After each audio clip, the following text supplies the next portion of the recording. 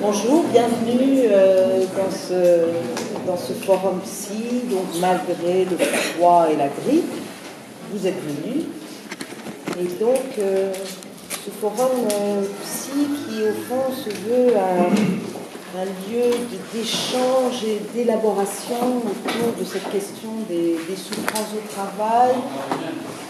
On n'entend rien? Là c'est mieux.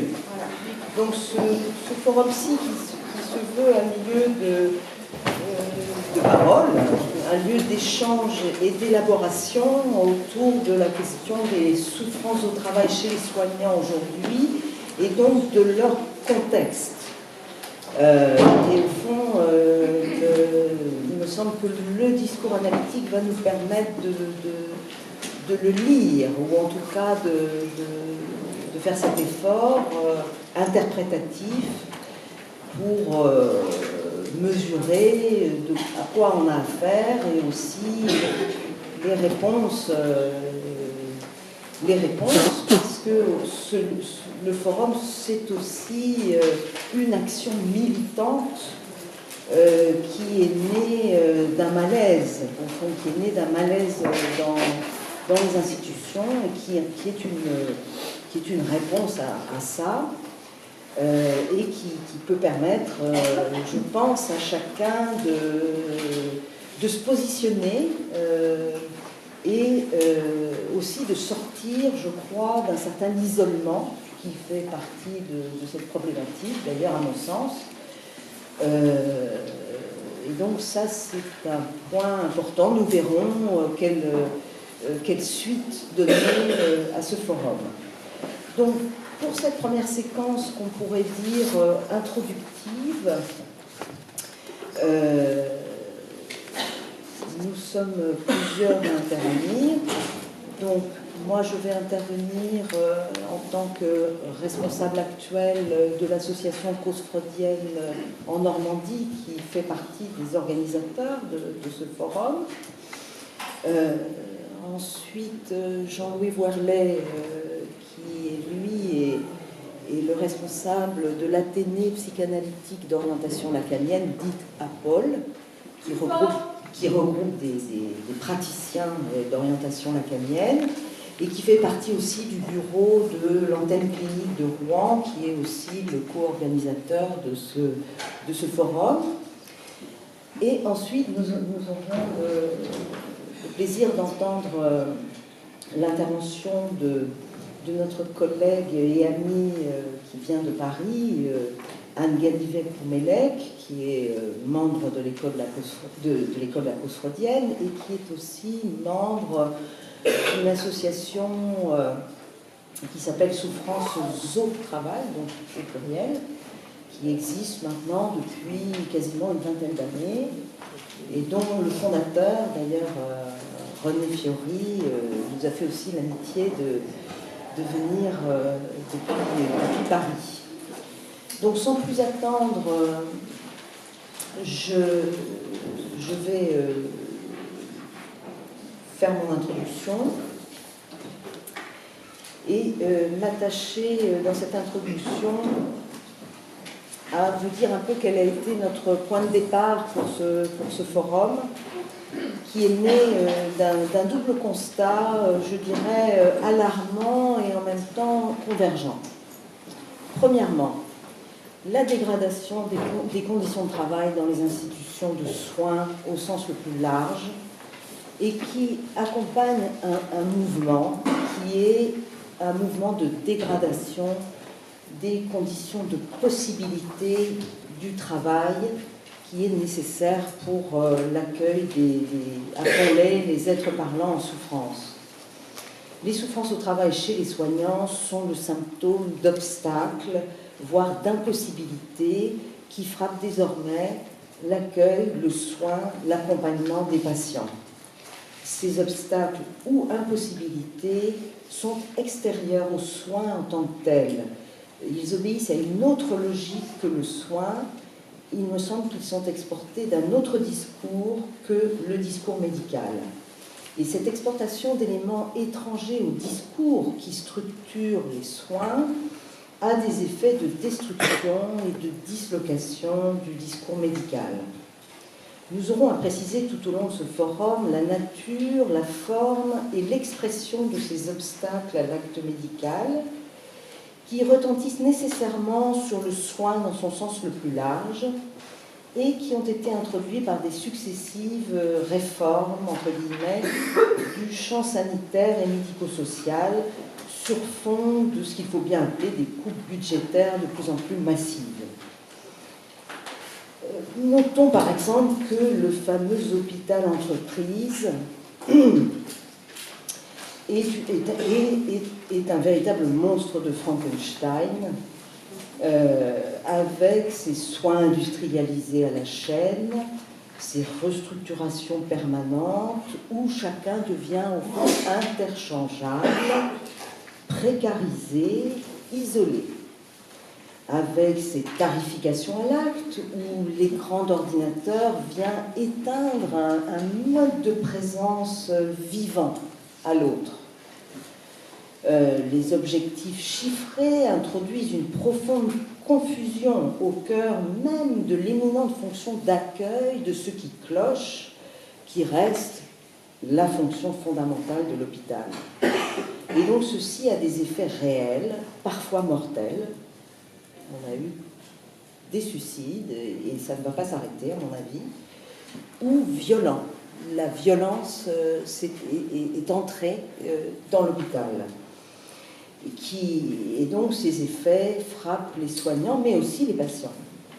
Et donc je pense que nos échanges vont permettre de rentrer dans le détail de ces effets qui touchent toujours le désir le plus intime des soignants. Deuxième constat. Les attaques répétitives de la part des pouvoirs publics contre le discours analytique ont des répercussions concrètes dans les institutions. Vous n'entendez pas? Non.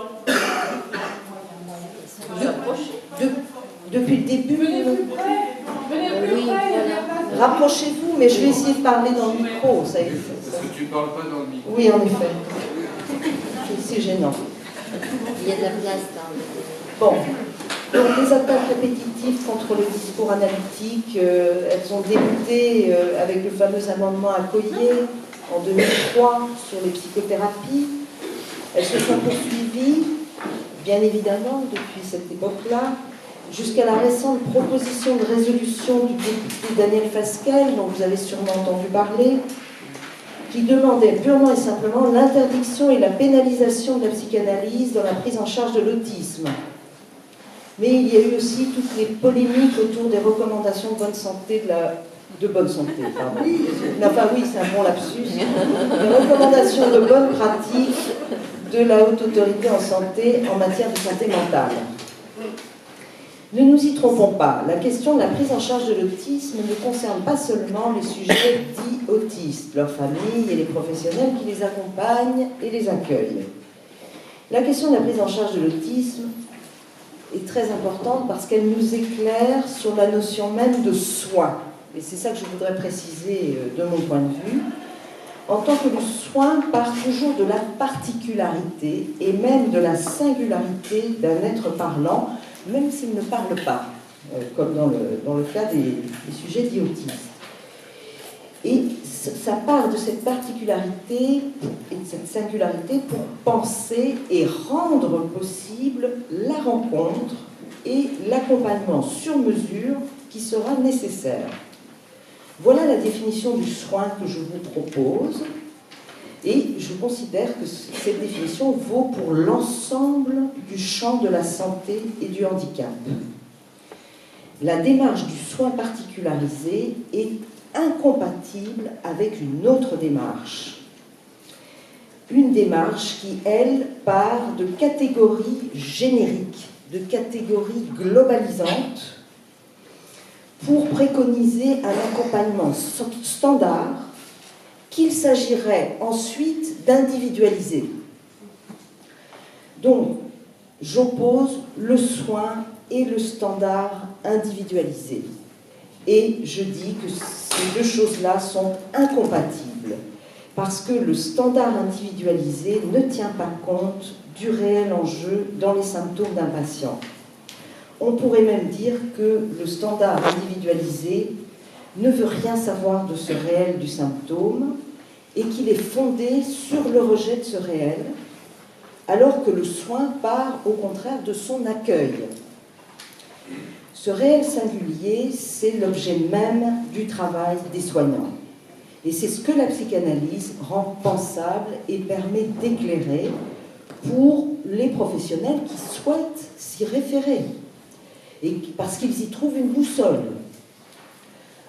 Plus l'objet du travail des soignants disparaît derrière les protocoles, les guidelines, les recommandations de bonne pratique, les listes avec leurs petites cases à cocher, plus l'angoisse, le désarroi, la détresse montent au zénith chez les soignants qui ne s'y reconnaissent pas et qui perdent avec ça la joie qu'ils peuvent trouver dans les inventions, les surprises, l'inattendu, le nouveau, toujours lié à la rencontre.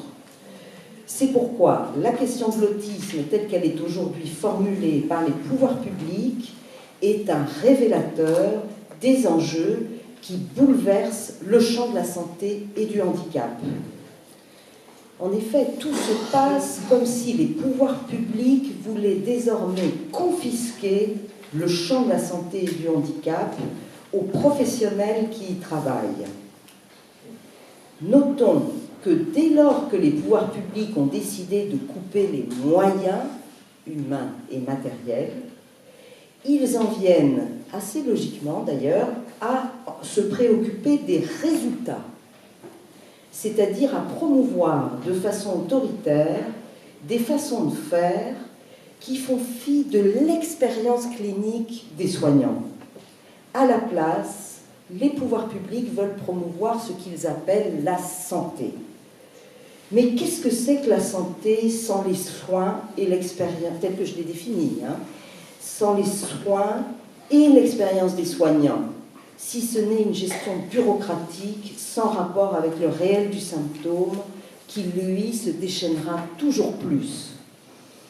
La santé sans les soins, tel est le paradoxe que je vous propose d'examiner, la santé sans les soins peut-elle aboutir à autre chose qu'au démantèlement des hôpitaux et des institutions spécialisées?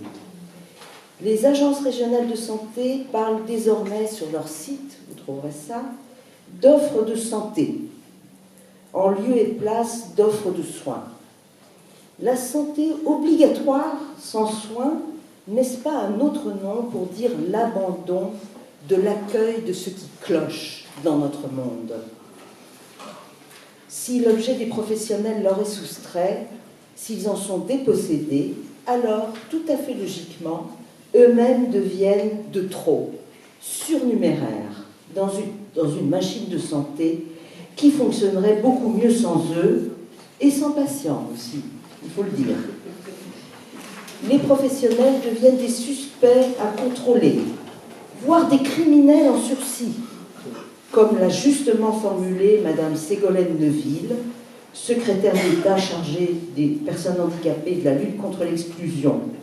Certes, elle l'a formulé pour le dénoncer, mais ces mots ne courent-ils pas entre les lignes de son propos lorsqu'elle nous explique que son rôle est de promouvoir les recommandations de bonne santé, de bonne pratique, décidément ça insiste, les recommandations de bonne pratique de la Haute Autorité de Santé.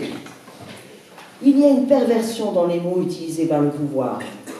Qui peut être contre les bonnes pratiques? Mais est-ce le rôle du pouvoir de promouvoir les bonnes pratiques? N'est-ce pas plutôt le rôle des professionnels de terrain de construire et penser leurs bonnes pratiques? Et si pour cela ils désirent s'appuyer sur le savoir propre à la psychanalyse, n'est-ce pas la liberté de leur discernement et leur éthique qui sont en jeu? Cette éthique du désir semble insupportable au pouvoir public. Comme l'énonce M. Laforcade, retenez bien ce nom, dans son récent rapport relatif à la santé mentale, tout devrait être mis en œuvre pour que, je le cite, la culture de la preuve l'emporte sur la culture de l'opinion. Pour M. Laforcade, la psychanalyse est une opinion, une doxa, et non une expérience renouvelée depuis Freud, et non un discours consistant qui porte à conséquence. Dans son intervention à l'Assemblée nationale, Madame Ségolène Neuville nous a appris quelque chose, en tout cas à moi. Elle nous a appris que les recommandations de bonne pratique, cette fois je ne me trompe pas, de la haute autorité en santé, sont considérées par le pouvoir comme, je cite, les données acquises de la science. Et que depuis le décret du 7 mai 2012, l'article R 4127-8 du Code de la santé publique a été modifié, qui nous dit, je cite, « Dans les limites fixées par la loi et compte tenu des données acquises de la science, le médecin est libre de ses prescriptions, qui seront celles qu'il estime les plus appropriées en la circonstance. » Pourquoi donc avoir ajouté le 7 mai 2012 compte tenu des données acquises de la science, si ce n'est pour imposer aux professionnels un cadre opposable qui ne dit pas son nom, celui des recommandations de bonne pratique de la haute autorité en santé. Quelle que soit la qualité de ces recommandations, on peut en discuter, mais quelle que soit leur qualité, imposées par la loi ou dans les faits, budgétaires en particulier, aux praticiens, un cadre de prescription, c'est une atteinte à la liberté de soigner, à la liberté de penser, à la liberté de critiquer les recommandations et la méthodologie de la haute autorité de santé.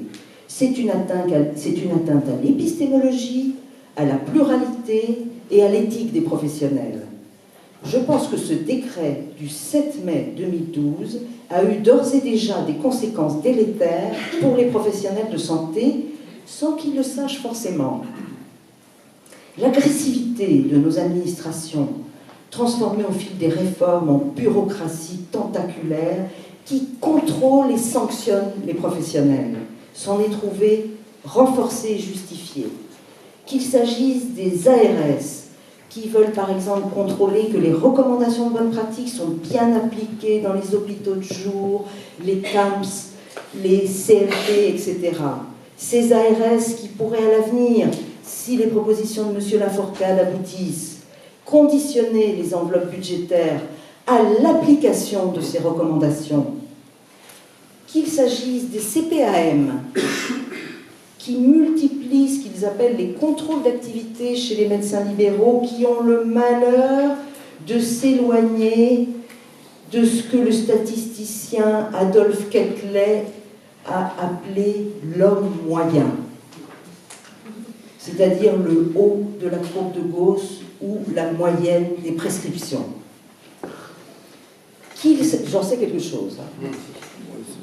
Qu'il s'agisse des certifications délivrées par les visiteurs de la HAS, Haute Autorité en Santé, ubuesque et chronophage pour les équipes. Cette liste n'est pas exhaustive et nous l'allongerons sûrement lors de ce forum. Donc pour terminer, je dirais que je suis partie d'un double constat, menace sur le soin et les soignants, menace sur le discours analytique.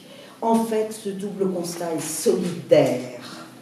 N'est-il pas logique que le pouvoir attaque la psychanalyse lorsque son projet est de porter atteinte aux soins particularisés?